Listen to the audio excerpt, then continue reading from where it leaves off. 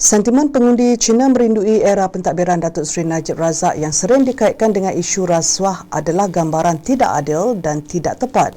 Esko Angkatan Muda Keadilan AMK Pusat Yalex Lee Eng Jiang berkata, pengundi Cina seperti juga pengundi lain di negara ini bersifat rasional dan matang dalam menilai.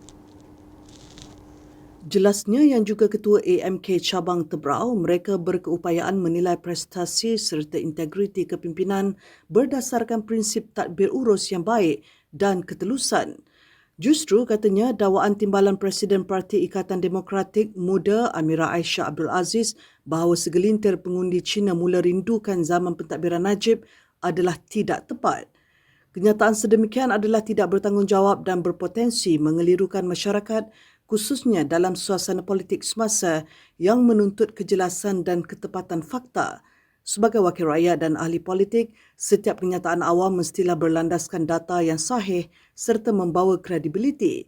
Segala pandangan yang dikemukakan kepada rakyat perlu disandarkan kepada fakta yang benar, bukannya andaian atau sentimen yang tidak dapat dibuktikan. Dalam masa yang sama, katanya Perdana Menteri Datuk Seri Anwar Ibrahim sudah menunjukkan komitmen yang jelas terhadap pelaksanaan agenda reformasi. Kemarin, Amira yang juga Ahli Dewan Undangan Negeri Adun Puteri Wangsa berkata demikian dan dakwanya perkara itu sering disuarakan masyarakat Cina dalam pertemuan bersama-samanya melalui sesi kaunter bergerak.